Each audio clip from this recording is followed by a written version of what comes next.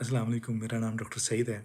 एक छोटा-सा फ़र्क बताता हूँ तरक्की याफ़्ता मुल्कों की तरजीहात और तरक्की पज़ीर ममालिक की तरजीहात। लाइब्रेरी के टॉपिक पे बात करूँगा मैं। मेरे पास 2 लाइब्रेरी के कार्ड हैं, उन दोनों का मैं फ़र्क बताता हूँ। ये लाइब्रेरी का कार्ड मेरा पाकिस्तान से है।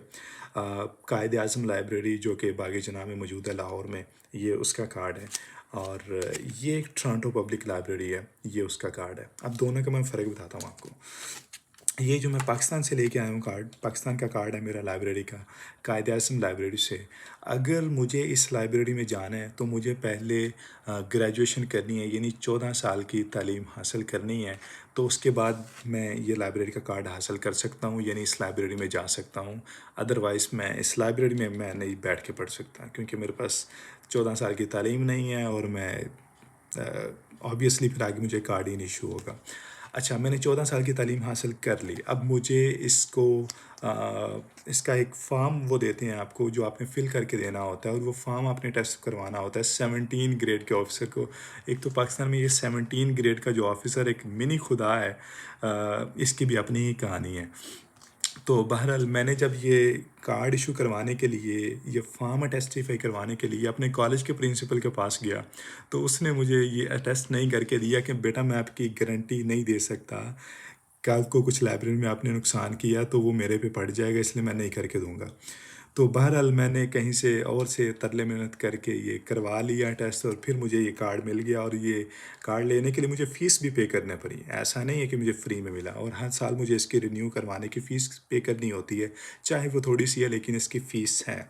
और जब मुझे ये लाइब्रेरी का कार्ड मिल गया, तब मुझे फ़ायदा क्या है इससे? अब मुझे फ़ायदा सिर्फ़ ये है कि मैं सिर्फ़ लाइब्रेरी में बैठ के जाके पढ़ सकता हूँ और इसके अलावा कोई फ़ायदा नहीं है। बस इसकी कहानी का ख़त्म है। और इसके अलावा अगर मैं बात करूँ ये टोरंटो पब्लिक लाइब्रेरी, तो इस शहर में इसकी 100 ब्रांचेज़ हैं। हर 3 किलोमीटर के फासले पे इस लाइब्रेरी की ब्रांच है और मैं कहीं भी किसी भी लाइब्रेरी में अगर मेरे पास कार्ड भी नहीं है, तो मैं किसी भी लाइब्रेरी की ब्रांच में जाके बैठ के पढ़ सकता हूँ। किसी किस्म की भी किताब मैंने पढ़नी है, मैं पढ़ सकता हूँ, ठीक है? और अगर मुझे वहाँ से कोई बुक इश्यू करवानी है, तो मुझे ये कार्ड चाहिए होगा और ये कार्ड फ्री में आपको मिलेगा। आपको सिर्फ़ ये जाके शो करवाना है कि आप इस शहर में रहते हैं और वो आपको ये फ्री में कार्ड बना के दे देंगे। अब इसके फ़ायदे क्या हैं? मुझे किसी भी किस्म की कोई बुक इश्यू करवानी है जो मैं घर में जाके बैठ के पढ़ना चाहता हूँ, वो मुझे इस पे इश्यू होगी। इसके अलावा लाइब्रेरी के अंदर एक स्टडी रूम होता है। एक नहीं बल्कि काफ़ी होते हैं। तो अगर मैं चाह रहा हूँ कि मैंने अलग से अकेले बैठ के पढ़ना है, ऊँची आवाज़ में बैठ के पढ़ना है या दोस्तों के साथ बैठ के मैंने डिस्कशन करनी है, तो मैं अपने लिए एक स्टडी रूम बुक करवा सकता हूँ। उसके लिए मुझे चाहिए होगा ये और जो कि आसानी से हो जाता है। उसके अलावा लाइब्रेरी में मुझे कंप्यूटर यूज़ करना है, तो मुझे ये चाहिए होगा। इसके अलावा सिर्फ़ ये लाइब्रेरी की हदूद तक महदूद नहीं है। कहीं जितनी भी टूरिस्ट अट्रैक्शंस हैं जो कि शहर के अंदर हैं, जिस तरह के म्यूज़ियम है, कोई इसके अलावा कोई ज़ू है या उसके अलावा जितनी भी एजुकेशन से रिलेटेड फैसिलिटीज़ होती हैं, किसी किस्म की कोई जॉब से रिलेटेड कोई अवेयरनेस है, आपने कोई नई लैंग्वेज सीखनी है या आपको किसी किस्म का कोई एआई से रिलेटेड कुछ आपने चीज़ें सीखनी हैं, वो सारी ये लाइब्रेरी का कार्ड कवर करता है। आपको इसके अंदर वो फ्री सिखाई जाएँगी। तो इसके अलावा 100 ब्रांचेस में से मैं कहीं से भी कोई भी बुक इश्यू करवा सकता हूँ, कहीं भी जाके वापस करवा सकता हूँ, किसी भी लाइब्रेरी में बैठ के पढ़ सकता हूँ। तो इतने ज़्यादा फ़ायदे हैं इस लाइब्रेरी के कार्ड के। इसकी किसी किस्म की मुझे कोई फ़ीस नहीं पे करनी, किसी किस्म के कोई चार्जेस नहीं हैं। किसी किस्म के कोई ये लाइब्रेरी का कार्ड हासिल करने के लिए मुझे कोई 17 ग्रेड के ऑफिसर के कोई साइन स्टैम्प नहीं करवाने।